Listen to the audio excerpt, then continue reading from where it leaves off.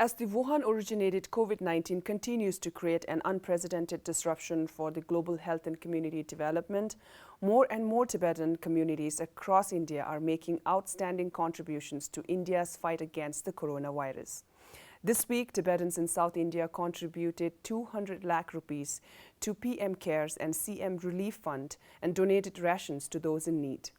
Let's hear more about it from the Central Tibetan Administration's Chief Representative of South Zone, Mr. Thupten. Chimbala, could you tell us about the contributions, donations and various relief measures undertaken by the Tibetans in support of the Indian government's effort in containing the pandemic? Yes, first of all, it is very sad that the whole world is experiencing and passing through an exceptionally difficult time due to outbreak of this coronavirus pandemic. So I, on behalf of my Tibetan community in South India, first of all, like to express our deep sense of appreciation to the government and other agencies around the world, especially to the medical staff, doctors, and nurses, police personnel, and other services for the untiring work and measures, challenges in combating this pandemic. So let me speak broadly on the contributions raised from the Tibetan community in South India. I will not go into the individual Tibetan settlements or rather organizations. But to be more precisely, that this time the majority of the donations did come from all major traditions of the Buddhist monasteries located in South India. So as per the information that I have received from the 5 Tibetan settlements in South India, we have raised about 204 lakh 60,000 and 228 rupees till date.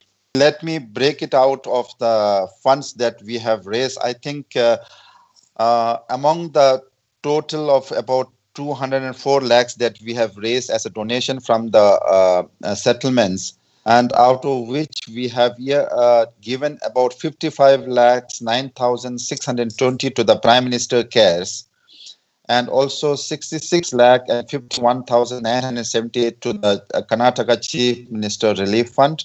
And then we have about 73 lakhs 35,380 rupees, which we have distributed as a dry rations to the locals in around.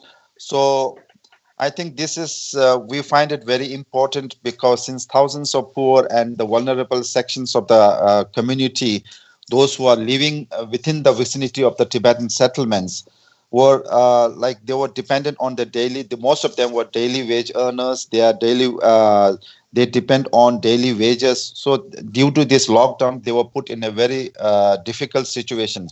So we thought that this is very important. And then many of these organizations, they took up this task of going into their respective settlements with the local Indian officials, and then they distributed a large number of dry rations such as rice, dal, flour, sugar, tea, oil, etc., etc.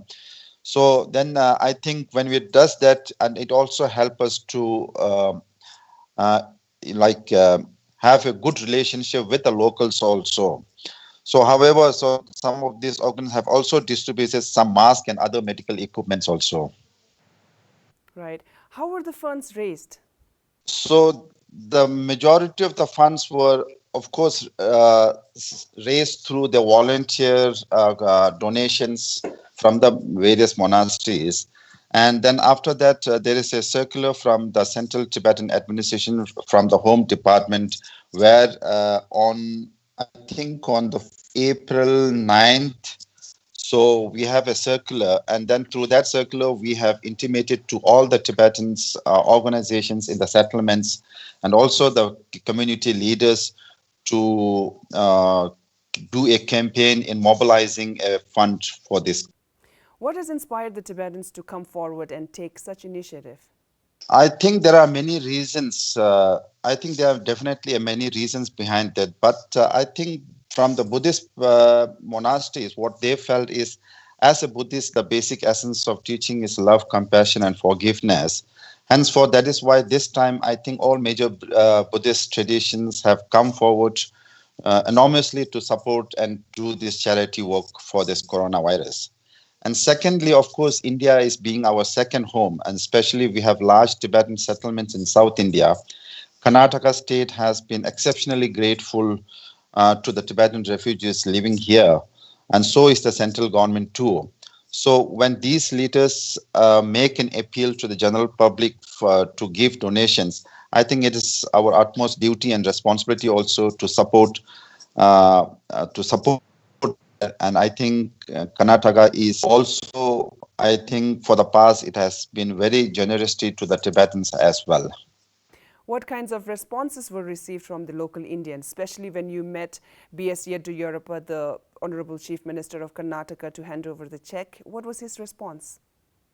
Yes, when we went and met with the chief minister was quite he was very happy, and he said thank you for all of you for coming over here, and then especially the Indian officials who were gathered there and who were along with the chief minister were also surprised that this time you have raised a lot of funds for that government. So they were all very happy. They were all very enthused about our work that we have done.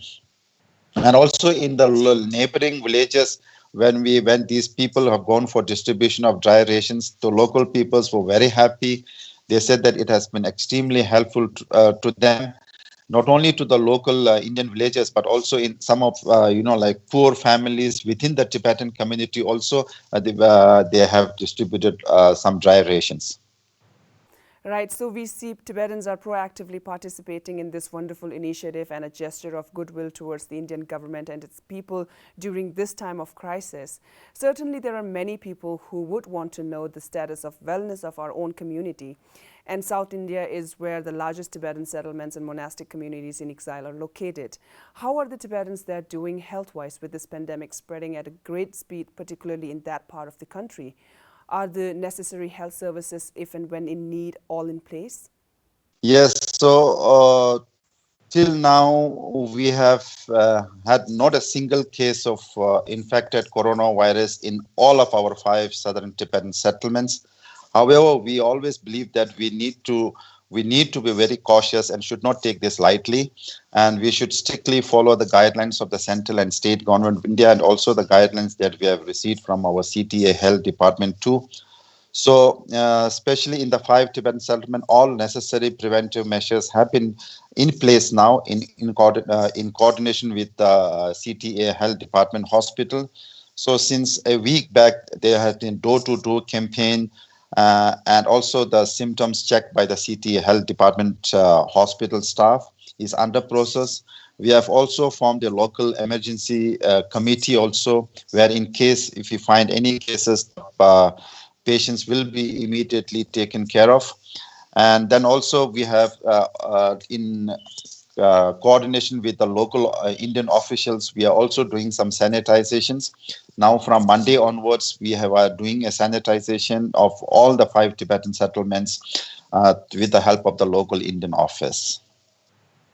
And then of course, the restricted movement, the inflow of outside Tibetans into the Tibetan settlements. So this all movement has been restricted, and especially some of the monasteries that are based in Bailakopi and also in Monugod. So the restriction movement was very tight at the moment. So unless and until there is a special issue being passed by the settlement office or either by the Indian officials, no movement of Tibetans are allowed, even within the settlements too.